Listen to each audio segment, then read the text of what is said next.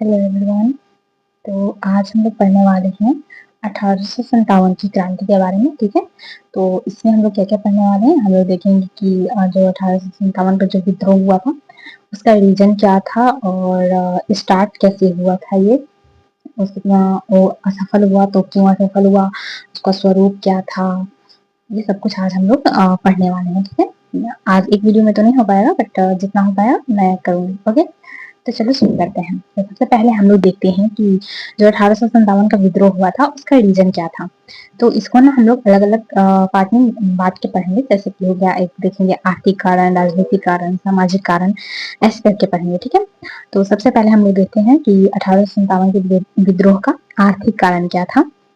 तो जो इसका आर्थिक कारण था सबसे प्रमुख वो था कि जो ब्रिटिश आर्थिक नीति था उसका ना भारतीय समाज में बड़े भूभाग पर ये दुष्प्रभाव भी था।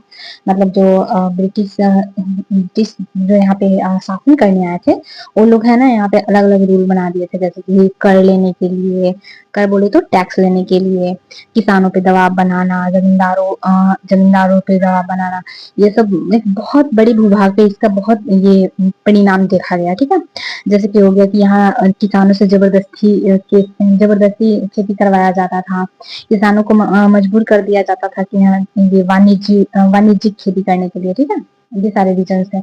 तो इस सब से है ना किसानों के मन में, और जो जमींदार थे जिनका जमीन छीन लिया गया था, जमींदारी छीन ली गई थी, तो इन लोगों के मन में ना धीरे धीरे करते करते वो जो गुस्सा होता है एक, वो भरते जा रहा था। ठीक है, उसके बाद भू राजस्व, जैसे कि इसमें क्या क्या रीजन हो सकता है। भू राजस्व नीति ने किसानों को बुरी तरह प्रभावित किया। उद्योगों के पतन एवं वैकल्पिक रोजगार का अभाव कारीगरों की दयनीय दशा का कारण बना। ठीक है, तो ये था आर्थिक कारण। दूसरा क्या था, जिन जिन राज्यों पर कंपनी का नियंत्रण स्थापित हुआ उन राज्यों पर निर्भर विभिन्न वर्गों की आर्थिक दशा भी अच्छी नहीं थी। जैसे कलाकार, लेखक, पुरोहित, कारीगर, शासक वर्ग इत्यादि। मतलब जहां जहां ये जो ब्रिटिश लोग थे वो शासन कर रहे थे, जो ब्रिटिश को हम लोग यहाँ पे ब्रिटिश ईस्ट इंडिया कंपनी के नाम से जानते हैं एज यू नो। तो या फिर कंपनी भी हम लोग कभी कभी बोलते हैं। तो वो लोग जो है जहां जहां पे भी शासन कर रहे थे वहां पे जो लोग रह रहे थे उनकी आर्थिक दशा बहुत ही दयनीय थी। ठीक है, ये हो गया हमारा आर्थिक कारण। अब हम लोग देखते हैं राजनीतिक कारण। राजनीतिक कारण क्या था, तो इसमें पहला था अंग्रेजों की विस्तारवादी नीति से भारतीय शासक वर्ग तो चिंतित था ही, डलहौजी की आक्रामक नीति से भयभीत थे और उनका नाम मात्र का अस्तित्व भी खतरे में था। अब क्या हुआ कि ये अंग्रेज जो है ना यहाँ पे विस्तारवादी नीति चला रहे थे। मतलब उनका था कि हम जितना अभी तक किए हैं उसको और विस्तार करें और बड़े भूभाग पे हम अपना शासन करें। ठीक है, ये उनका था। उसके बाद डलहौजी जब आया तो उसका जो भी नीति लाया वो बहुत ही आक्रामक था। जैसे कि उसने एक लाया था डॉक्ट्राइन ऑफ लैपलास। इसमें था ना कि अगर कोई राजा है, ठीक है, उसका कोई पुत्र नहीं है और अगर वो गोद ले रहा है तो उसको वो नहीं बन सकता अगला राजा। वो फिर अगर उसका कोई पुत्र नहीं है तो जो भी राज्य का जो शासन होगा वो अंग्रेज अपने हाथों में ले लेंगे। ठीक है, ये लाया था डलहौजी, लाया था डॉक्ट्राइन ऑफ लैपलास। ठीक है, जिसको गोद निषेध नीति भी बोलते हैं। ठीक है, डलहौजी ने गोद निषेध नीति को आधार बनाते हुए कई राज्यों का विलय किया। विलय किया मतलब कि अपने अंडर में शामिल कर लिया। ठीक है, जैसे सतारा, झांसी इत्यादि। कर्नाटक, तंजौर इत्यादि शासकों की उपाधियां भी छीन ली गई। ये जो झांसी की रानी के बारे में जो हम लोग पढ़ते हैं उसका जो मेन रीजन था वो था डॉक्ट्राइन ऑफ लैपलास, क्योंकि जो है अपना जो पुत्र गोद ली हुई थी वो उनको चाहती थी कि वो राजा बने, लेकिन ये जो डलहौजी था यानी कि जो कंपनी थी वो छीन लिए थे। ठीक है, उनका चाहते थे कि नहीं, ये नहीं बन सकता है अगला शासक। इस वजह से झांसी की रानी लड़ाई की थी। उसके बाद जो कर्नाटक हो गया, तंजौर हो गया, यहाँ के शासकों की जो उपाधियां थी उसको भी छीन लिया गया। ठीक है, उसके बाद राजनीतिक कारण में अगला क्या कारण था, डलहौजी ने पूर्व के दो शक्तिशाली शासकों को अपमानित भी किया। जो पहले जो शासक रह चुके थे दो, उनको अपमानित किया। एक था बहादुर शाह जफर का जो पुत्र थे, ठीक है, दत्तक पुत्र बहादुर शाह द्वितीय के मृत्यु के पश्चात उनके दत्तक पुत्र नाना साहब के को पेंशन देने से मना कर दिया। जो क्या बोलते हैं बाजीराव द्वितीय, ये इसमें पढ़ेंगे पेशवा जो थे उनके दत्तक पुत्र थे नाना साहब, उनको पेंशन देने से जो ब्रिटिश सरकार, ब्रिटिश ईस्ट इंडिया कंपनी थी वो मना कर दी, यानी कि उस टाइम पे डलहौजी था वो मना कर दिया, ठीक है। उसके बाद दूसरे थे ये बहादुर शाह जफर। बहादुर शाह जफर के उत्तराधिकारी लाल किले से बाहर रहेंगे, ये घोषणा कर दिया डलहौजी में, ठीक है। तो जो पहला कारण था राजनीतिक कारण में कि या ये जो क्या बोलते हैं राजा महाराजाओं जो थे पहले के, उन्हें डर था कि उनका अस्तित्व न हटा दे, जैसे कि डॉक्टर नफलत लाखनी थे, ठीक है। उसके बाद रीजन था कि दो बड़े बड़े जो पूर्व में रह चुके थे लोग, जैसे कि हो गया ये बाजीराव द्वितीय के तथा पुत्र नाना साहेब और बहादुर शाह जफर, इन लोगों को अपमानित किया गया। तीसरा क्या कारण था, अंग्रेजों के समाजवादी चरित्र के की पराकाष्ठा अवध के विलय में देखी। जब अवध का विलय किया गया तो ये उस टाइम पे अंग्रेज क्या चाह रहे थे वो बहुत अच्छे तरह से देखा गया। अवध के विलय से यह धारणा मजबूत हुई कि अंग्रेजों के चरित्र पर भरोसा नहीं किया जा सकता है। अवध में का विलय में हुआ ये था ना कि ये जो अंग्रेज थे वो वहीं के लोग, वहीं के पैसा और शासन हम करेंगे, यानी कि हम जहाँ शासन कर रहे हैं लोग भी वहां पे हैं, पैसे भी वहां पे हैं और शासन हम कर रहे हैं, ठीक है, ऐसा था वहां पे। तो इसलिए वहां पे लोगों के मन में बैठ गया कि हम अंग्रेजों की चरित्र पे भरोसा नहीं कर सकते हैं बिल्कुल भी। इस विलय से ब्रिटिश सेना में शामिल अवध के सैनिक को लगभग 75,000 की क्षेत्रीय निष्ठा भी आहत हुई। जो वहां पे सैनिक थे, जो अवध के सैनिक थे, और उनकी क्षेत्रीय निष्ठा को क्या हुआ, आहत पहुंचा, मतलब क्या वो बोल सकते हैं, दुख हुआ उन्हें। विलय के पश्चात हजारों की संख्या में जमींदारों की जमींदारियां भी जब्त कर दी गई। ये तो हुआ, उसके बाद जो जमींदार लोग थे उन लोगों की जमींदारियां छीन ली गई, ठीक है। उसके बाद प्रारंभ से ही ब्रिटिश प्रशासन को लेकर भारत के लगभग सभी वर्गों में आक्रोश था, क्योंकि रंग के आधार पर भारतीयों से भेदभाव किया जाता था तथा भारतीयों को अपमानित भी किया जाता था। ये जो ब्रिटिश प्रशासन को लेकर है ना, भारत के लगभग सभी वर्ग में आक्रोश, सभी वर्ग में गुस्सा था। क्यों गुस्सा था, क्योंकि वो जो ब्रिटिश लोग थे वो हम लोगों को, भारतीय लोगों को वो क्या बोलते हैं, एक अपमानित तरीके से देखते थे, ठीक है, भेदभाव करते थे इस तरह से, ठीक है। तो इसलिए जैसे कि सपोज कर लो आप, आपके साथ कोई भेदभाव करेगा तो आपको तो बुरा लगेगा ना, आपको आप उस आपके मन में उस इंसान के लिए तो कोई रिस्पेक्ट रहेगा नहीं, आपको उससे बातें नहीं हुई अच्छा नहीं, तो गुस्सा रहेगा ना, ऐसा था, ठीक है। प्रथम अफगान युद्ध एवं संथाल विद्रोह के दौरान ब्रिटिश सेना को नुकसान उठाना पड़ा। इससे उन असंतुष्ट सैनिकों का उत्साह बढ़ा जो अंग्रेजों को चुनौती देना चाहते थे। अब क्या हुआ ना, जब संथाल विद्रोह हुआ था, ठीक है, अफगान युद्ध और संथाल विद्रोह हुआ था 1855 ईस्वी में, तो उसमें है ना ब्रिटिश सैनिकों को मतलब नुकसान उठाना पड़ा था। तो इससे है ना यहाँ के सैनिकों के मन में थोड़ा सा ये उत्साह जगा, तो महत्वाकांक्षा बढ़ी कि हम लोग भी यहाँ पे जीत सकते हैं अंग्रेजों से, ठीक है। तो ये सारे राजनीतिक कारण थे, ये 1857 के क्रांति के। अब हम लोग देखते हैं कि सामाजिक कारण क्या था। कंपनी के द्वारा समाज सुधार के लिए जो कदम उठाए गए, जैसे सती प्रथा, विधवा विवाह इत्यादि के लिए कानून तथा महिला शिक्षा को सरकार के द्वारा समर्थन इत्यादि के कारण आम भारतीयों में यह भाव था कि सरकार उनके जीवन में हस्तक्षेप कर रही है और सामाजिक व्यवस्था को बदलने की कोशिश कर रही है। देखो, ये सामाजिक कारण तो की वजह से भी 1857 का विद्रोह हुआ, लेकिन देखा जाए तो एक तरह से सामाजिक जो भी कारण था वो एक तरह से वो लोग सही कर रहे थे। हाँ, भले ही वो हम लोगों की फायदा के लिए नहीं कर रहे थे, वो अपना फायदा देखकर ये सारे कदम उठा रहे थे। उन्हें लग रहा था कि हम ये सब करेंगे तो हमें यहाँ के लोग से सपोर्ट मिलेगा, बट हुआ इसका अपोजिट। वो लोग जो है यहाँ पे देखो, अंग्रेज लोग जो है ना वो लोग हमेशा से बहुत ओपन माइंडेड है, मतलब कि वो ज्यादा मतलब अंधविश्वास में भरोसा नहीं करते, सब ये सब वहां नहीं चलता है। यहाँ पे जब आए तो यहाँ पे बहुत सारी कुरीतियां भरी हुई थी, ठीक है। तो वो लोग को लगता था ना कि जैसे कि हम इन कुरीतियों को खत्म करेंगे तो यहाँ के लोग हमारे सपोर्ट में आएंगे, ठीक है। तो वो अपना फायदा देखकर ये सारी चीजें खत्म कर रहे थे, जैसे कि सती प्रथा हो गई। सती प्रथा में होता था कि अगर किसी महिला के हस्बैंड का डेथ हो गया है तो उन्हें साथ में जला दिया जाता था।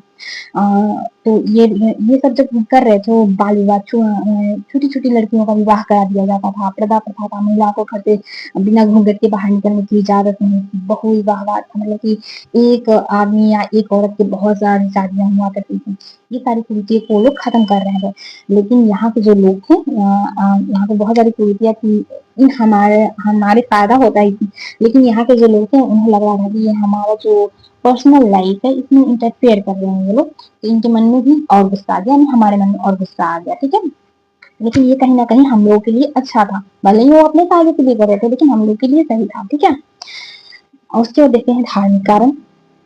इसी प्रकार ईसाई मिशनरियों के द्वारा भारत में धर्मांतरण का प्रयास तथा सरकारी समर्थन से शिक्षा केंद्र, प्रशासनिक कार्यालय एवं सैन्य संस्थाओं में ईसाई धर्म के प्रचार प्रसार से रूढ़िवादी भारतीयों में व्यापक असंतोष था।